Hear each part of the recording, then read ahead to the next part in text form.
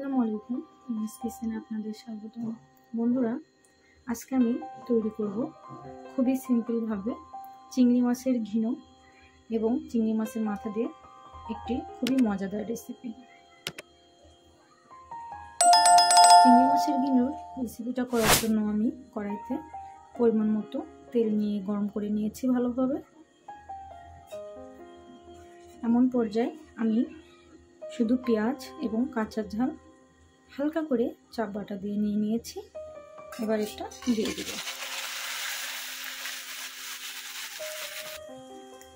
দেখতেই পাচ্ছেন আমি পেঁয়াজ এবং মরিচটা খুব সুন্দর করে ভেজে নিয়েছি।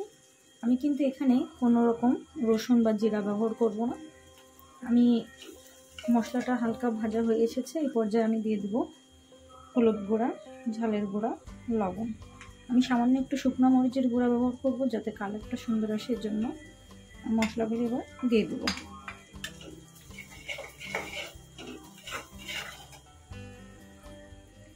আমি সামান্য পরিমাণ পানি দিয়ে দিব মশলাটা খুব সুন্দর করে কষিয়ে নেওয়ার জন্য।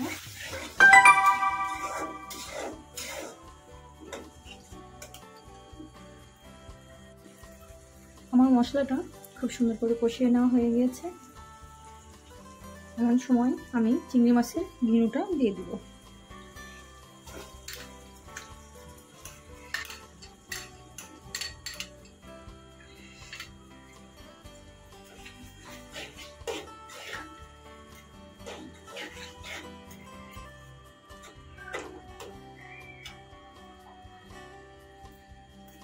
আমি ঘিনুটা এবার ঢেকে দিব। এই পর্যায়ে কোনো পানি ব্যবহার করা যাবে না, মিডিয়াম জালে আস্তে আস্তে রান্না করে নিতে হবে, যার জন্য আমি ঢেকে দিব। আমার ঘিনুটা কিছুক্ষণ জাল হয়েছে।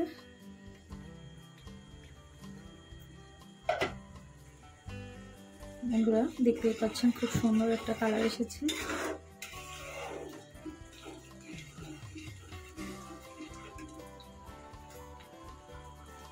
এমন সময় আমি চিংড়ি মাছের মাথা আগে থেকে ভেজে রেখে দিয়েছিলাম শুধু হলুদ আর লবণ দিয়ে, এবং এবার এটা দিয়ে দেব।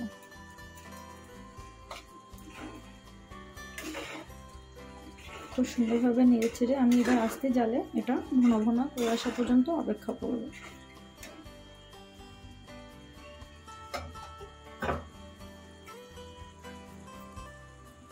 আমি আবারও ঢেকে দিব।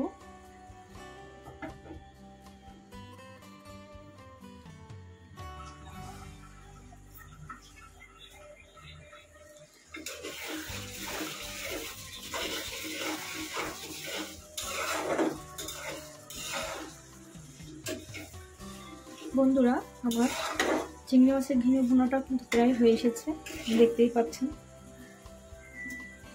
তো বন্ধুরা, দেখতেই পাচ্ছেন আমার চিংড়ি মাছের ঘিনোটা রান্না কমপ্লিট। আমি এখানে কিন্তু কোনো রকম পানি, রসুন, জিরা কিছুই ব্যবহার করি নাই। খুবই অল্প টাইমে খুব সিম্পলভাবে রান্না হয়ে গেল চিংড়ি মাছের ঘিনো রেসিপিটি। তো বন্ধুরা, আমার এই রেসিপিটি যদি আপনাদের কাছে ভালো লাগে তবে অবশ্যই লাইক, কমেন্টস এবং শেয়ার করবেন এবং সাবস্ক্রাইব করবেন এবং বাসায় অবশ্যই ট্রাই করবেন। ধন্যবাদ।